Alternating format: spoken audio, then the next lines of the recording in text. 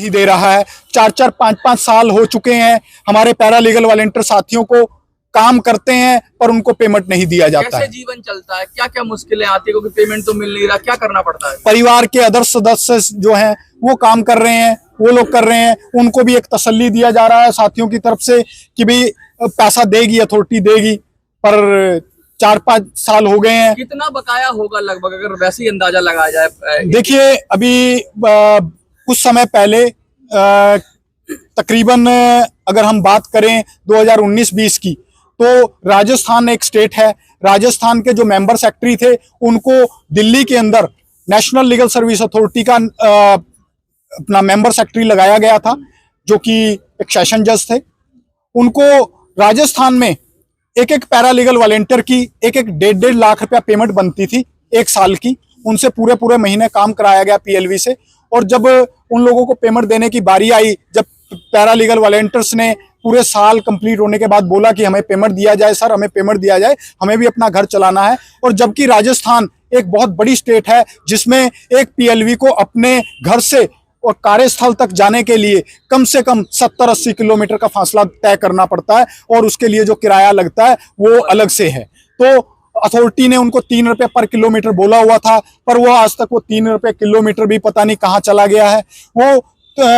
जब पैसा देने की बारी आई तो पैसा देने के टाइम पे 1-1 लाख रुपया जो पैरालीगल वॉलंटियर का बन रहा था, उन पैरालीगल वॉलंटियर साथियों को जब उनको पेमेंट नहीं दिया गया तो उन लोगों ने एसोसिएशन को अप्रोच किया, तो एसोसिएशन ने उसके रिगार्डिंग जब अथॉरिटी को लेटर लिखा, राजस्थान लीगल सर्विस अथॉरिटी को जब लेटर लिखा, तो उन लोगों ने उन लोगों की पेमेंट जिनका 1-1 लाख रुपया बनता था, उन लोगों को वहां पर 15,000, 12,000, 10,000 इस तरह से करके उनको पेमेंट दिया ताकि उनको शांत कर दें, और जबकि वो लोग 30-40 हजार तो आने जाने में खर्च कर चुके हैं। और ये तो एक तरह से चीटिंग हो रही है, एक तरह घोटाला हो रहा है। बिल्कुल सर, ये बिल्कुल घोटाला हो रहा है कि हर स्टेट के अंदर पैरालीगल वॉलंटियर तकरीबन हर स्टेट में 200 से 300, 400 पैरालीगल वॉलंटियर दिखाए जा रहे हैं, और उन लोगों को पेमेंट जो है दिखाई जा रही है कि मिल रही है, जिसकी हम लोगों ने आरटीआई के थ्रू इन्फॉर्मेशन निकाली थी, और पैरालीगल वॉलंटियर्स को उन्होंने दिखाया 70% पैरालीगल वॉलंटियर को पेमेंट दी गई है, लेकिन उसमें से सिर्फ 5% भी मुश्किल से लोग होंगे जिनको पेमेंट दिया गया है। बाकी पैरालीगल वॉलंटियर्स को पेमेंट, हाँ जी, बिल बना के वो गबन हो रहा है, वो पेमेंट मिस यूटिलाइज हो रही है, और पैरालीगल वॉलंटियर्स को ये पेमेंट नहीं मिल रही है। जितने भी जजेस हैं वो मेंबर सेक्रेटरी और सेक्रेटरी जो होते हैं, वो ये जो सीजीएम है, सीजीएम एक सेक्रेटरी लगाया जाता है डिस्ट्रिक्ट लीगल सर्विस अथॉरिटी का, और मेंबर सेक्रेटरी जो है वो एडिशनल सेशन जज को मेंबर सेक्रेटरी बनाया जाता है। तो वो लोग, उन लोगों के घरों में जो माली काम कर रहे हैं, उन लोगों के घरों में जो नौकर काम कर रहे हैं, उन लोगों के जो पर्सनल ड्राइवर काम कर रहे हैं, उन लोगों को एज ए पैरालीगल वॉलंटियर दिखा करके जो है उनको पेमेंट दिया, वहां से पेमेंट दिया जा रहा है, जो एक्चुअल में पैरालीगल वॉलंटियर ग्राउंड लेवल पे एकदम खुली लूट हो रही है। बिल्कुल, इस चीज में हम लोग ये प्रॉपर कहना चाहेंगे कि ये जो है लूट बहुत बड़े लेवल पे लूट हो रही है, ये जो सरकारी फंड का मिस यूटिलाइज हो रहा है, और जबकि नेशनल लीगल सर्विस अथॉरिटी को जो इन्फॉर्मेशन हम लोगों को मिली हुई है, नेशनल लीगल सर्विस अथॉरिटी को गवर्नमेंट ऑफ इंडिया से पूरा फंड मिलता है, और नेशनल लीगल सर्विस अथॉरिटी अपनी तरफ से वो fund state legal service authority को प्रॉपर दे रही है। पर ये problem state legal service authority और डिस्ट्रिक्ट लीगल सर्विस अथॉरिटियों में ज्यादा देखने को मिल रही है, क्योंकि जो स्टेट लीगल सर्विस अथॉरिटियां हैं उन लोगों को नेशनल लीगल सर्विस अथॉरिटी से भी फंड मिल रहा है, और इसके अलावा उन लोगों को स्टेट गवर्नमेंट से भी फंड मिल रहा है। दोनों तरफ से कानून मंत्रालय से क्या इसका रेस्पॉन्स है? वो देखिए 2019 के अंदर हम लोगों ने अपना लॉ मिनिस्टर को भी लेटर दिया था, और लॉ मिनिस्टर ने इस चीज के बारे में, उस टाइम में रविशंकर प्रसाद जी होते थे, रविशंकर प्रसाद जी ने अपना जो है लेटर पैड पे उन्होंने नेशनल लीगल सर्विस अथॉरिटी को लेटर लिखा था कि भी जो पैरालीगल वॉलंटियर्स की जो प्रॉब्लम्स है उनको देखा जाए और उनको समझ के और दूर किया जाए। लेकिन आज तक भी लॉ मिनिस्टर के जो लेटर का भी उन लोगों ने जवाब देना जरूरी नहीं समझा है। आज आप यहाँ से क्या संदेश देना चाहेंगे जो लॉ मिनिस्टर है? हम उनको यही संदेश देना चाहेंगे कि वो लोग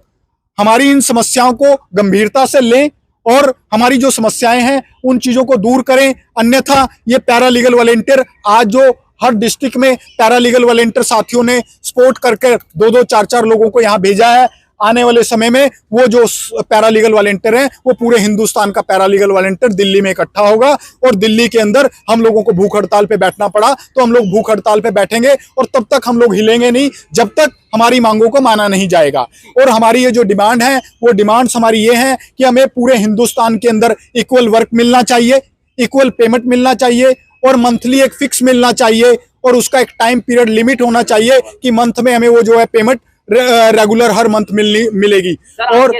आपके साथ आज कौन कौन आपके साथ वरिष्ठ साथी हैं जो जिन्होंने इस प्रोटेस्ट में आपका साथ दिया? देखिए हमारे साथ में हमारे जो नेशनल कमेटी के यहाँ पर सेक्रेटरी मिस्टर राजीव रंजन जी हमारे साथ में हैं। इसके अलावा यहाँ पर हमारे साथ में प्रियंका जी हमारे साथ में हैं। मीना कुमारी जी जो हैं स्टेट कोऑर्डिनेटर हमारे वो हमारे साथ में हैं हिमाचल प्रदेश से। और हरिनाथ मिश्रा जी हमारे साथ में हैं और राजस्थान से हमारे काफ़ी साथी जो अभी रास्ते में हैं और छत्तीसगढ़ से जो हमारे नेशनल कमेटी के मेंबर हैं विकास जी वो हमारे साथ में हैं। तो आगे अगर मान लीजिए आपके साथ न्याय नहीं होता तो आगे का रुख क्या होगा? आगे का रुख मैं आप लोगों को पहले ही क्लियर कर चुका हूं कि आगे का रुख हमारा ये है कि आने वाले समय में अगर हमारी इन समस्याओं को जल्द से जल्द गौर नहीं किया गया तो हम लोग पूरे हिंदुस्तान के पीएलवीज को दिल्ली में इकट्ठा होने का आह्वान करेंगे और पूरे हिंदुस्तान के पीएलवी को दिल्ली में इकट्ठा करेंगे और जो भी हमारी ये डिमांड्स हैं और हम लोग जो है आरटीआई की सारी इंफॉर्मेशन हम लोग पूरी मीडिया के सामने लीक आउट करेंगे। क्या गवर्नमेंट पे आपको भरोसा है? देखिए आज हम लोग यहाँ पे इकट्ठा हुए हैं, जो हमारे चीफ जस्टिस